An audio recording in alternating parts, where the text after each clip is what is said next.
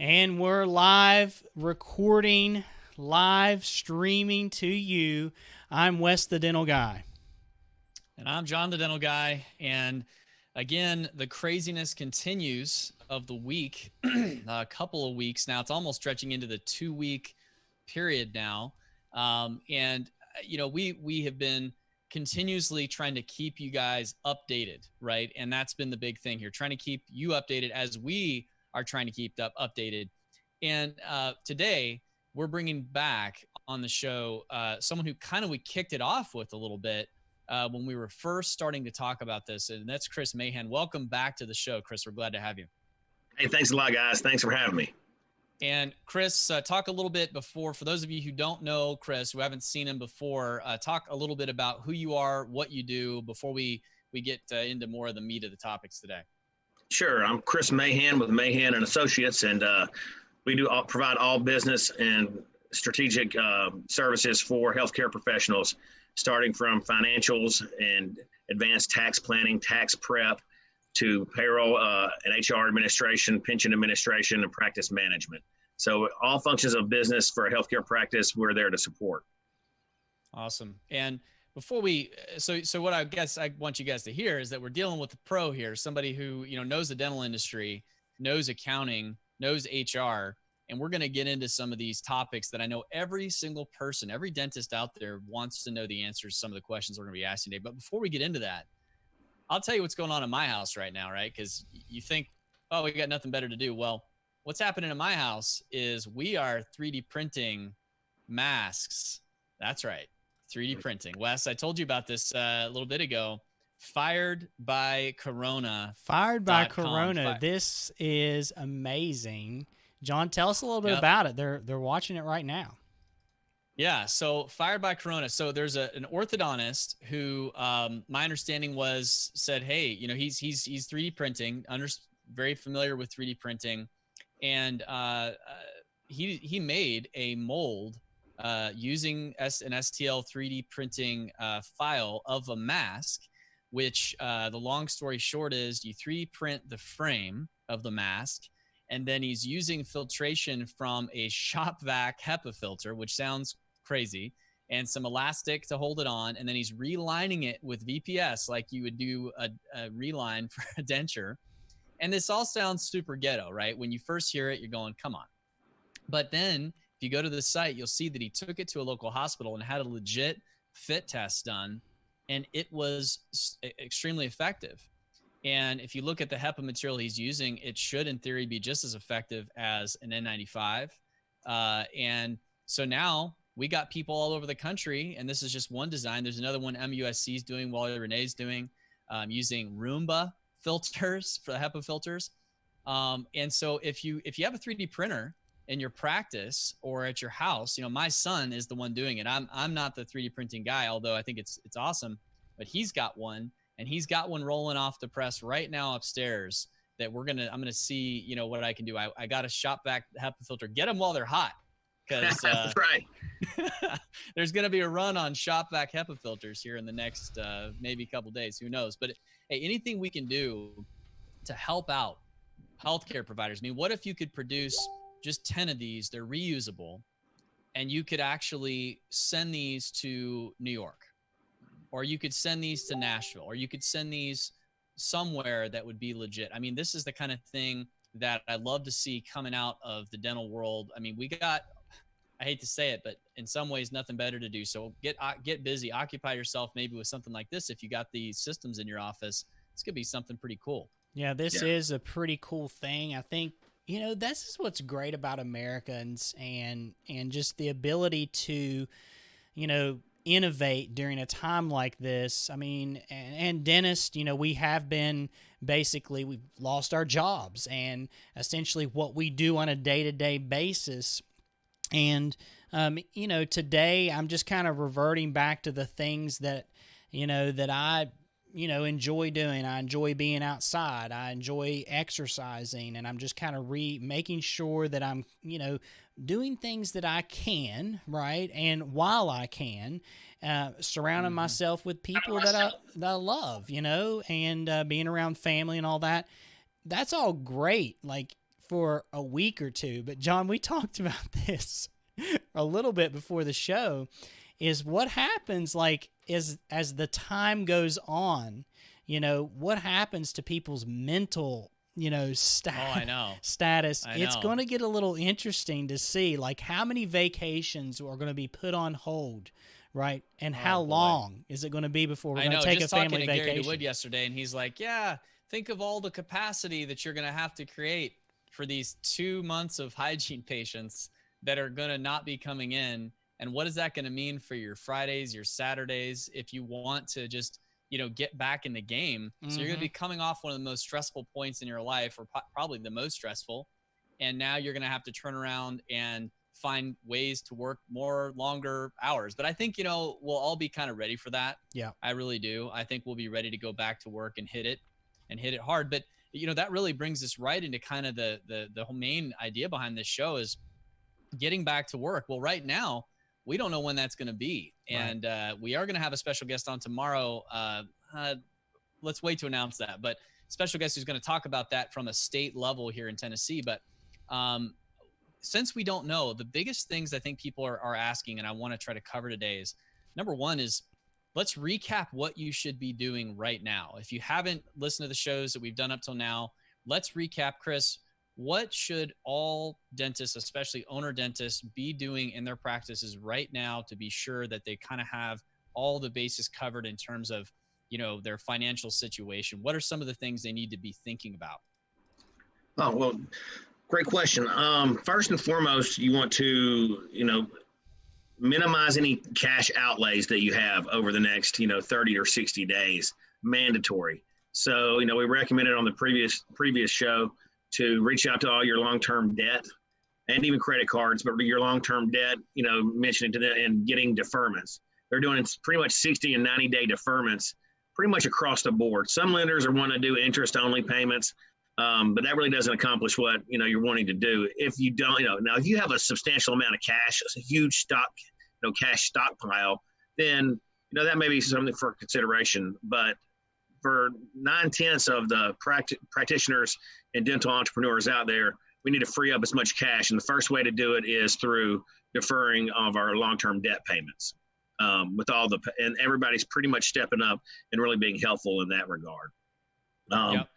You want to look through and so you want to open up that. You want to what are you going to do with your staff? The first thing that we talked about before, and if you haven't done it yet, I would recommend doing it ASAP, is speaking to your business, your banking contacts and relationships, and getting a line of credit for as far as they will give you. If you get $150,000, unsecured revolving line of credit for right now, that's going to come in and be a lot of heartburn relief and Ambien at the same time, right? And so that's something that's very important, is to get that line of credit that we spoke of before. Because if you want a cash stockpile and you want that line of credit to have the necessary capital to take advantage of a lot of things that are really coming to light right now through the recent legislation that has passed and that is pending coming out in the next few days. Those that have adhered to those principles or can still adhere to those principles could set themselves up for some tremendous opportunities down the road. Yeah. So basically freeing up cash in any way that you can through the lenders. And Wes and I talked about the fact that, we had no trouble calling up our lenders. I know we've talked about this on previous shows, but just saying, hey, here's where we're at. And they were more than willing to extend that, deferment to us, understanding the situation. It was interesting. I had one of my equipment lenders. I just talked to him again today because I talked last week and I still hadn't heard anything. And they said they have gotten, I think they said something like over 6,000 requests in the last week for deferment. So they said, we're just working our way through, but we've got your request, even though it was like a week ago that I did that. So, expect that maybe your bigger banks are going to take maybe longer than your smaller banks because they just got volume issues. So Chris, if you have, you've done all of that, the next thing everybody's concerned about is what do you do with your team? What do you do with your staff? And there's been all this discussion from the beginning because there's been a lot of confusion about what's going to come from this legislation. So, with today's understanding of where we are, what do you think the best approach is with your team now? Is it unemployment? Is it furlough? Is it keep them working? What are you recommending? Yeah. Well, again, and that's been the moving target that we've all been talking about for the past few weeks.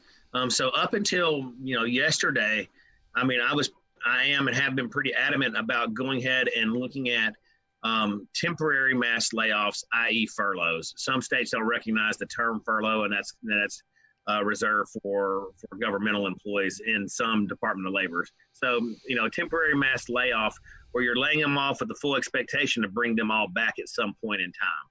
And the only reason that, again, the primary core reasons that I recommended such was that, we didn't know anything. We didn't know where we were on March 16th and March 17th when all this was coming so hot and heavy.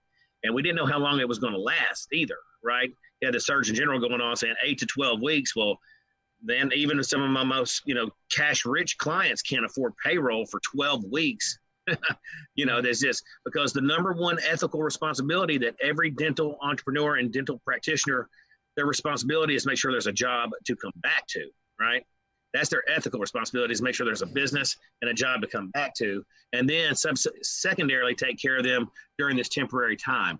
So we looked at putting them on the unemployment rolls previously as something to be, that was the one finite thing we knew was there. Those were funds that all the employers have been paying in to the state unemployment agencies for years and years, and now it's time to collect on that benefit that they've paid for their employees. Now that's changed a little bit, right?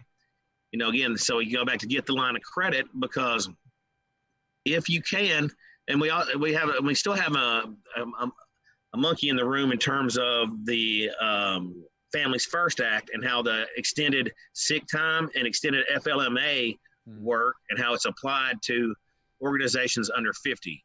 Most attorneys and HR departments that I'm seeing are saying that will not be under 50 and under employees will not be subject to the extended sick time and FLMA coverage. I know that the American Dental Association has been lobbying for dentists to not be included in that, so they're looking to not have that applied. But I think there's some strategies that if you have the funding, you can utilize that as well to actually put yourself in a better trajectory moving forward. And then, again, but the big thing that's happened, the thing that's changed your mind, right, from what I understand, talking with you a little bit before the show and kind of reading, is the passage of this CARES Act, this brand new legislation, which everybody is just scrambling to try to figure out. But it sounds like we've at least seen over the last day that some of this language is getting more clear. And I think there's been all this discussion among colleagues of mine and friends about the Small Business Administration loans, saying, okay, well, because I want to connect the dots between what you're saying that's changed about why you would do it differently. It's all coming back to what kind of provisions this bill might have for us, right? So tell us a little bit about that. Like, what's changed your mind, and what does this new legislation mean? What should we be thinking about there? Yeah, the new CARES Act is the real horsepower out of all of the COVID, federal support. It is where all the meat and potatoes are, and that's what we've been waiting on to see what it looks like, right? And basically, right now, everybody, traditionally you'll hear an SBA loan, and everybody goes, "Oh, I don't want an SBA loan because it's hard underwriting. It's they got high fees, closing costs, adjustable interest rates." This is a different beast, right? This is coming straight from Treasury, and this is the cool thing. Everybody is wanting to know, what do I do today? They're like, Wes, John, Chris, that's great. What do I do today? Because I have payroll next Friday, right? And if I don't make a decision now on how I treat my employees, it's either they can get unemployment benefits that got enhanced with the CARES Act, by the way, or do I keep them, and how does that, keep them paid? But now if that depletes all the cash reserves of the practice, that's a losing proposition too, right? So with this CARES Act, and according to Secretary Mnuchin yesterday, he stated that all FDIC banks will be available to assist in the disbursement of these monies and funds and that small businesses should be able to go in and apply and be funded in the same day. And hold on. I want to pause there for just a second because that's huge. It's the first time I've even heard this, because the whole thing I've been hearing is there's been this progression of this disaster loan thing that the SBA's always had, right? That's not new, been there forever. People have been, okay, I'm going to apply for disaster loan. Well, that's the one that's traditionally taken a lot of time. Well, now minimum 21 days, right? Minimum 21 days. So now these new SBA loans under CARES, you're saying it could be same day funded if you just have the correct documentation. Correct. And this is through your local lender, potentially the same lender that you could be working with for your practice. Right. And he mentioned yesterday all FDIC insured banks, which are most all of them. But you'll also know, you'll come to find out, and that's what we're here for. Or, some banks, even though they're FDIC insured, they just don't dance with SBA. And some know it upside down and know it really, really well. Right. So, if there's anybody out there that says, hey, man, which ones are good, which ones aren't, don't have a banking, connection, or theirs doesn't necessarily play in that realm, then tell them to give me a shout, and I'll point them in a few directions. But that's what he said, man. Almost like a kiosk, almost like a SBA cafe. You know how you see the new banks, right?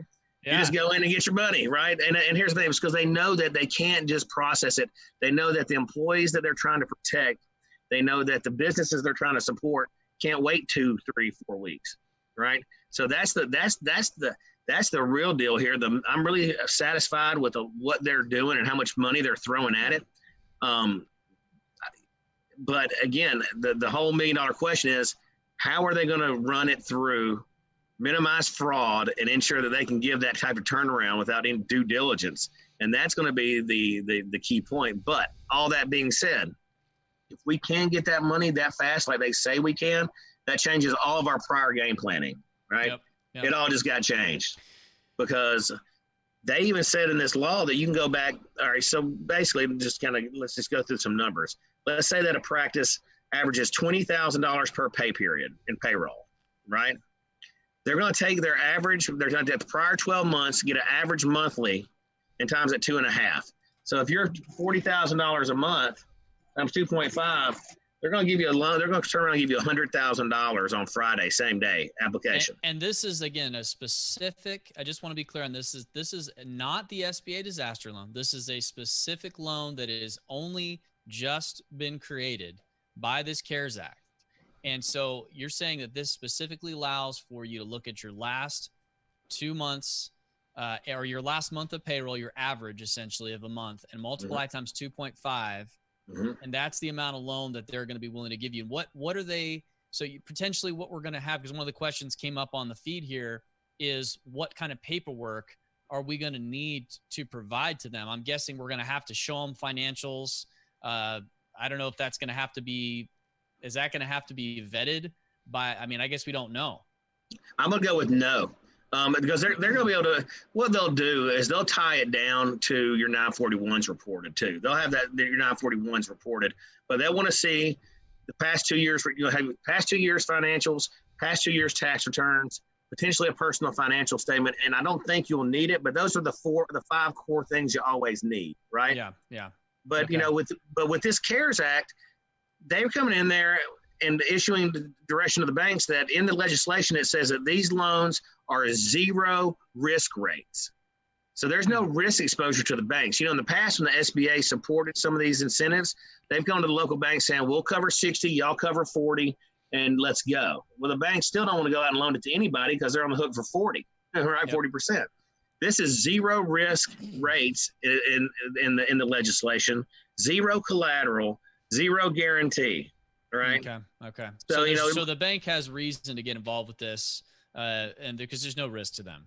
Correct. And so that's how they'll do it. And you mentioned earlier, the SBA disaster loans, which are disaster relief, which I recommend go get that too.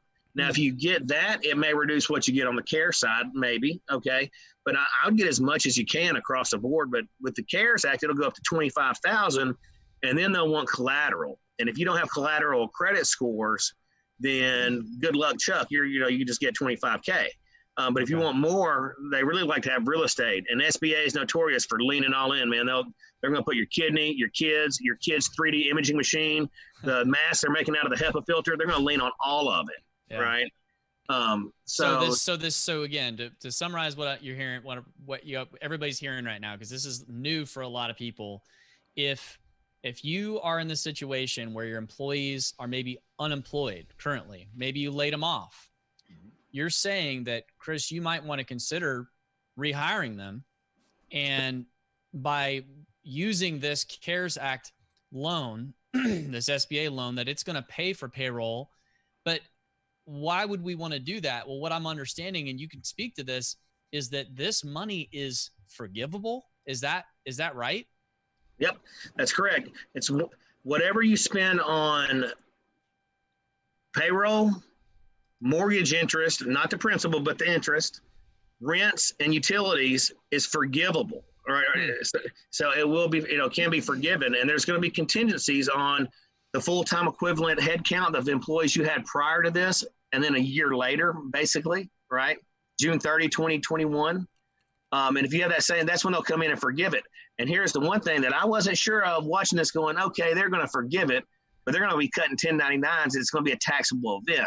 So if they forgive $100,000, it's going to cost you $30,000 in taxes in 2022 for 2021. Because you know me, I'm always thinking about the taxes, right? Sure. And it's non-taxable. It's beautiful, It's not man. Taxable. Non-taxable. So we're getting They're giving you money. Free money that will pay for payroll, for rent, for mortgage interest, and that at 2.5 times your average payroll. And that money, as long as it's used for those things, and you can essentially prove that you kept people on the payroll, then that's going to be paid back at 100% with no tax losses at all. Exactly. And here's another thing to speak to is our doctors have to eat. Our doctor owners have to eat too. Let's say that you want to take, $5,000 every 2 weeks as your draw, and you have to use some of this money to subsidize that, right? Yep. Let's say you borrowed $100,000, you spent 80 of it on employees, rent, interest, utilities, and you spent 20 grand on, hey, I got to take it home because, I got to restock the HEPA filters, right? That being said, whenever they forgive the 80,000 of the 100, you have a $20,000 loan on a 10-year AM at 4%.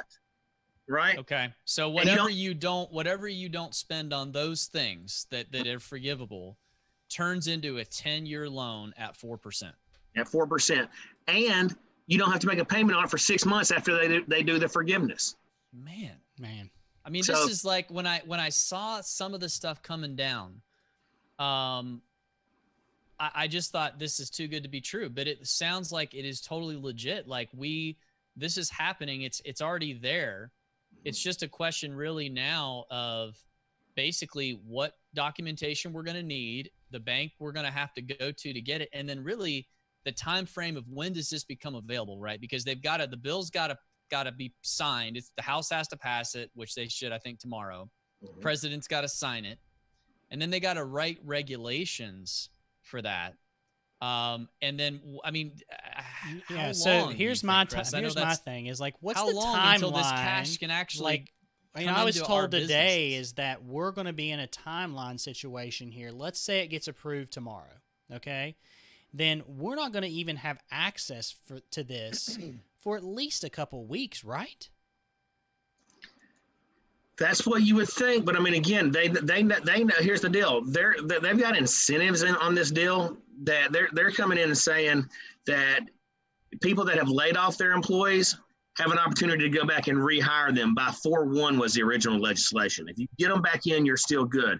Because if you've here's the catch, John. If you've laid off your employees and you don't rehire them until you open your office back, right? In Tennessee, we're not opening until the 13th, as of right now, right? Yep. So if you keep your employees on unemployment until they come in the office on the 13th, they haven't calculated how they come at the regulation.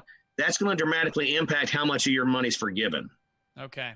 All right. So you're saying there's a huge incentive to keep people on the payroll. That's what this whole thing is. Because that's the whole thing. That's what they want. They don't want people on the unemployment rolls. They want, number one, people off unemployment. Number two, they want the business world to keep churning. Right. So they're basically subsidizing our employees. And here's another cool thing. They're, say they multiply by 2.5 months, right? Everybody's really kind of starting to hit after the biweekly lags and payrolls. This week is kind of starting to really hit home with, oh my God, my employees aren't working. What am I going to do? Okay. Yeah. Well, here's the cool thing. They're trying to incentivize businesses. They can go back through qualified wages paid to 3/1. So, all right. So we're sitting going up on next week will be the first week of April.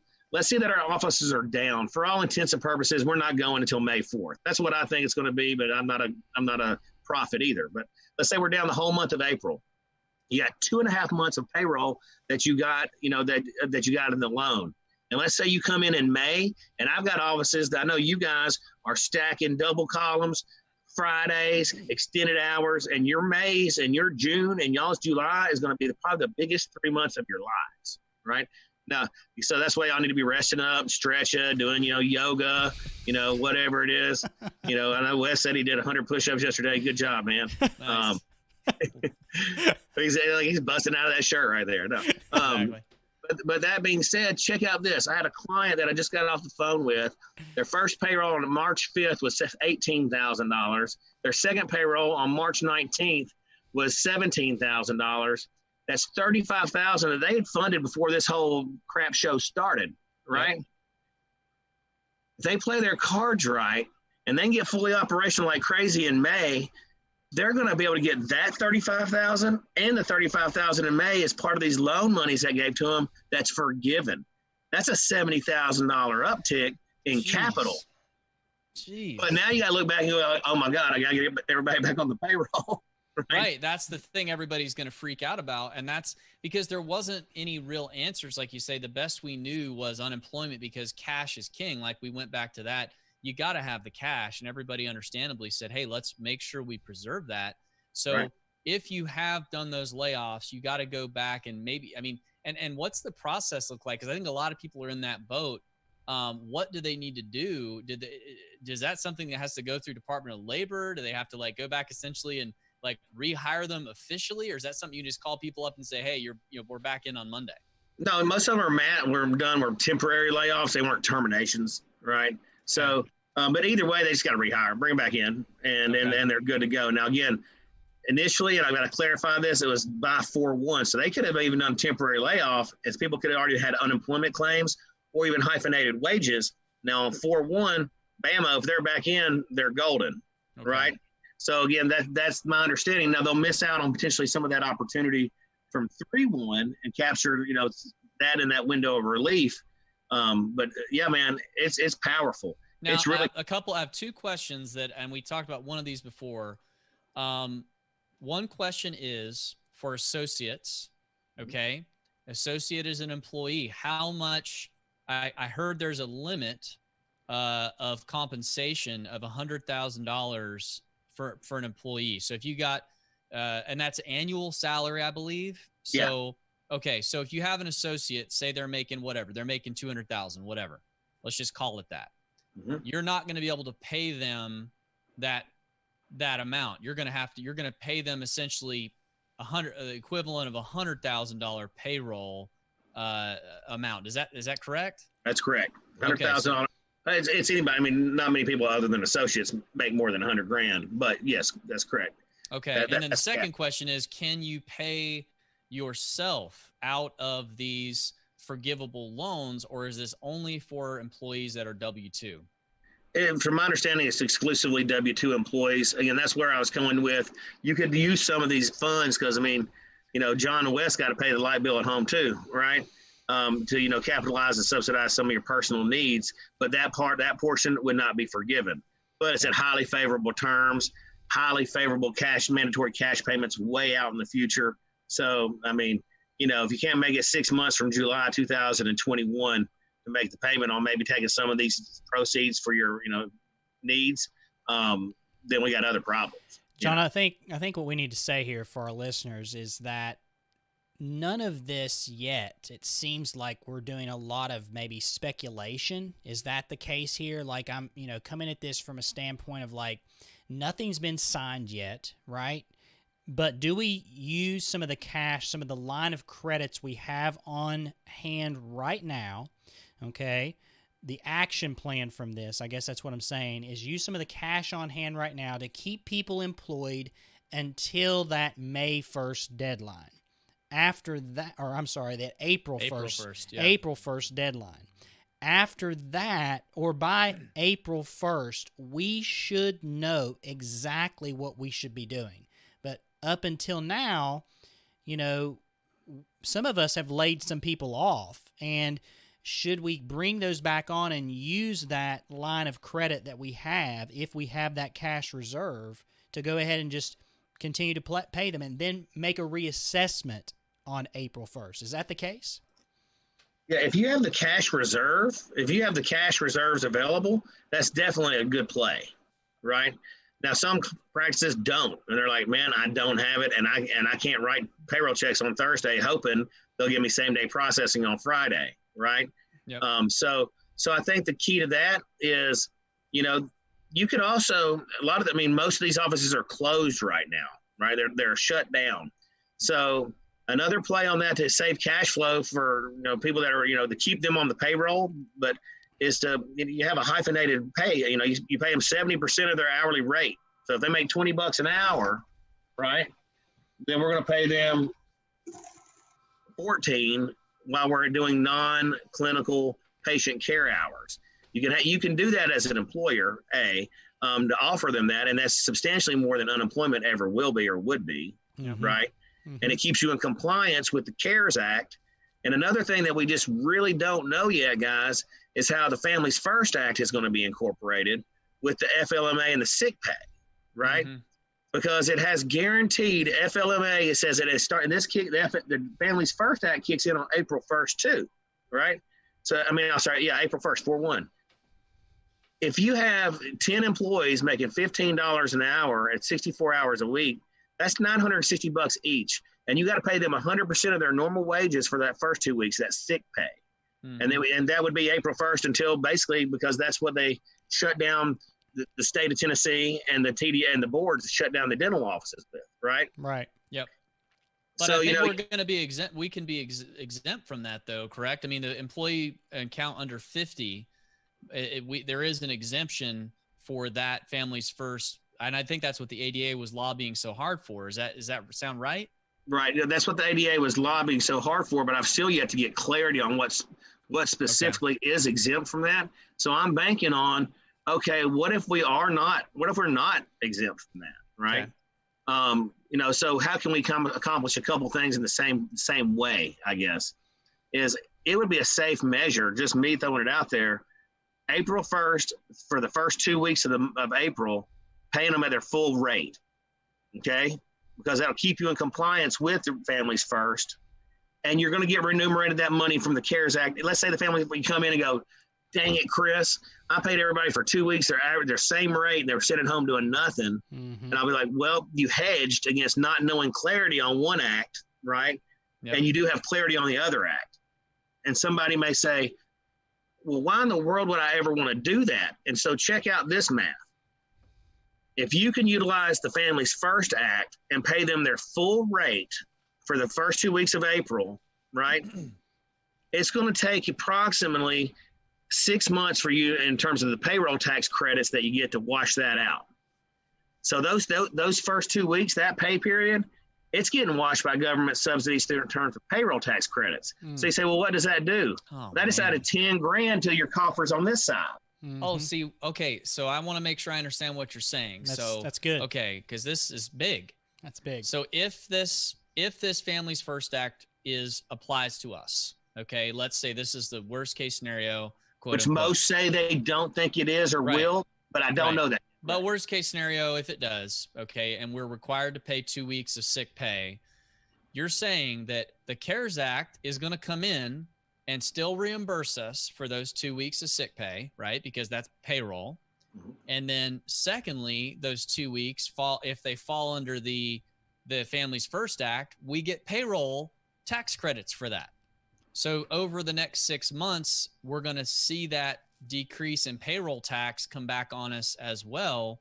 and end up with basically paying less free money for those 2 weeks, essentially, forgivable loan, and then 6 months of payroll tax credits.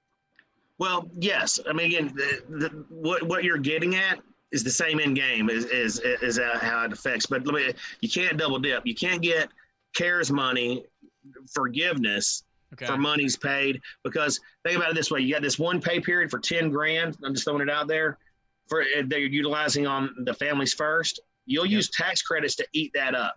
What it's doing is it's expanding your credit line on the other side. Okay. So you can go back further or forward on the forgivable money. So it's essentially the same thing. You're getting $10,000 more. It's just another avenue to utilize government funds to help you in addition. So there's a strategy there that by utilizing the Families First Act, you can even get more payroll covered, which will keep more money in your arsenals. And man, if everybody plays the game the right way with these acts, they can come out of this cash rich and ready to go. And that's exactly what Treasury and the President and Congress were trying to get going. So if you're really nervous about this, I think Wes was getting at this earlier. If you're really nervous about this, you're going, man, I'm just nervous about the future. I don't know how long it's going to take, because that's the one thing I think that we're all maybe most nervous about with all this is the uncertainty of how long from the time this thing gets passed to where we can actually go to the bank and get this money. So if you're nervous about that, you could always keep your employees on unemployment. Just realize that if you do that, you have potentially less upside. You can't recapture that as much of that with the CARES loan, but that doesn't really hurt you.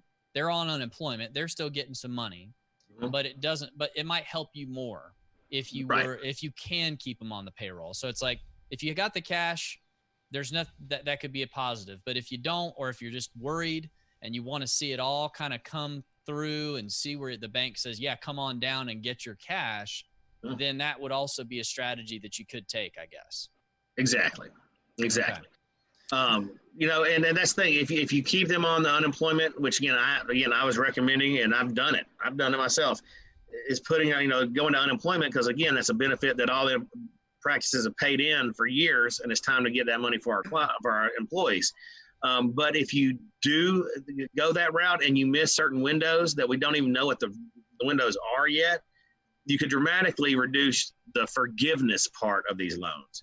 You'll still get the loans, but I'm talking about free money. That free money doesn't come along all too often, right? Yeah. And so that free money, and again, even if 80% of it goes to your staff, I mean, I couldn't think of anybody else in the world outside of my family that I'd want to have money, and that'd be my staff, right? Exactly. So, man, it's a really sweet deal if you play it the right way. Well, let me just say this, is kind of summing this up a little bit, is a lot of people right now listening to this, they may have not been around an expert like Chris Mahan and what Mahan and Associates can do. And, this is a plug for them, because this is who we call the experts, right? Like, it's no different than like a clinical journal. Like, if we wanted to know what the best zirconia material is, you're going to talk to people like Brad, the dental lab guy, or you're going to look in a journal like JOMI or the American Academy of Fixed Prosthodontics journal, which is JPD. This is why we're going and bringing these people on, so that you guys have a resource to reach out to.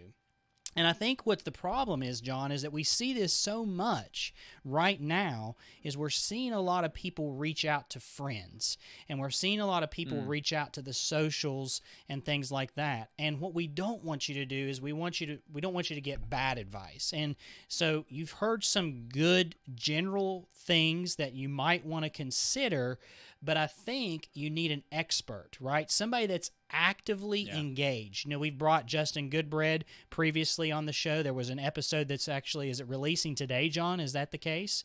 Yeah, it just released today. Yeah, just released in audio form. We'll get the video form up on YouTube. But you want to check that one out, because we just had him on like a day or so ago, and he's talking about Justin's a financial planner. Yeah, for those of you who don't know. Yeah. certified financial planner.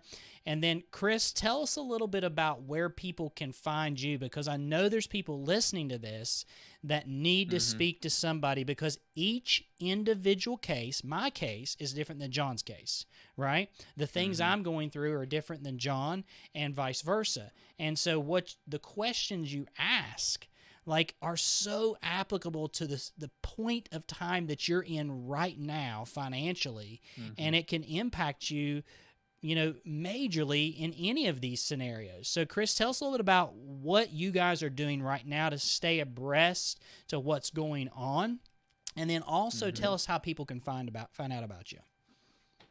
Sure. Hey, thanks a lot.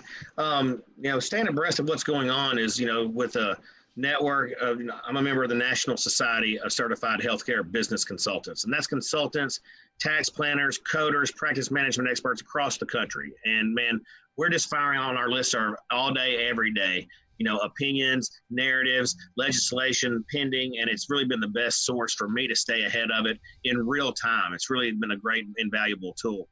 And always, just continuously watching the legislation, watching it, and reading it, partnering with people like Justin Goodbread that you mentioned before, and really just and batting things off of each other.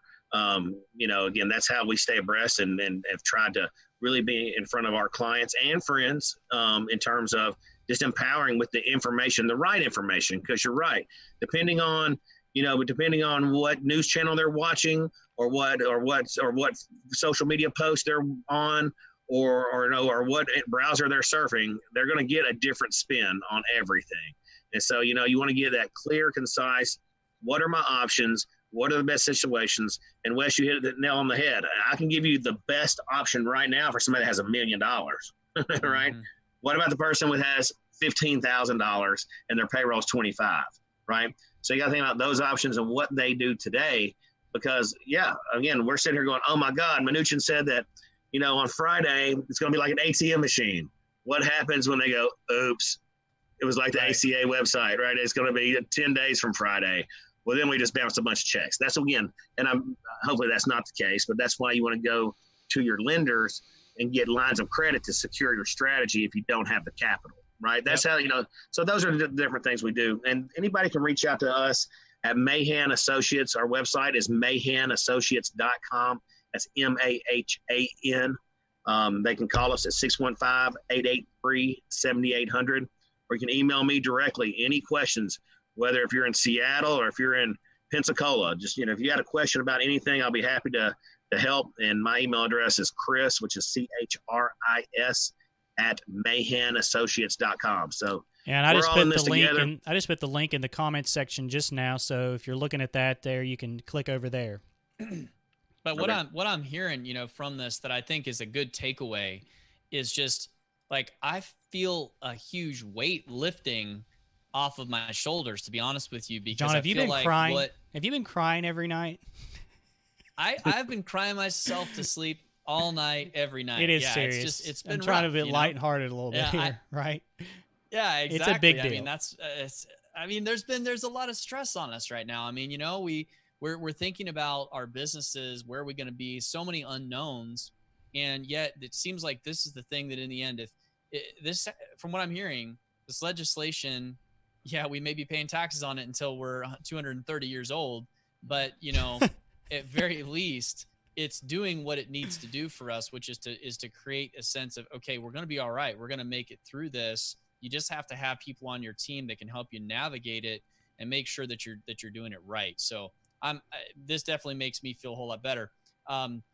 If you like what you're hearing from this, if this was valuable to you, give us some good feedback. You guys have been giving some good questions on the Facebook feed as we've been talking, the live stream.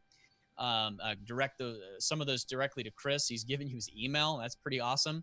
If you like the kind of info we're providing, give us a good 5-star review on Apple Podcasts, and follow us, like us, subscribe to us on YouTube, across the socials. We're going to continue to try to bring you high quality information over the coming days and weeks.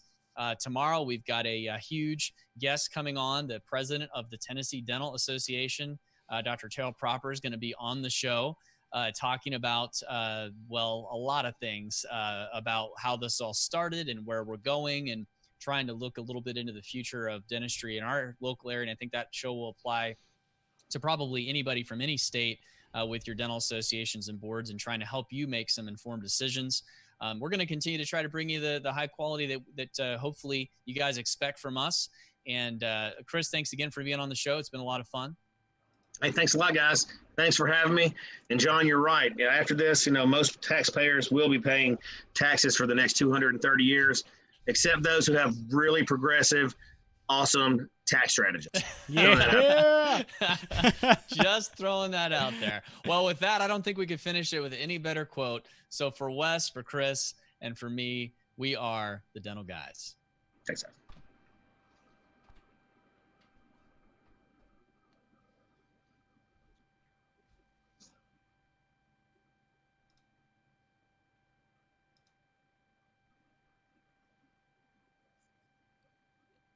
All right, we're off.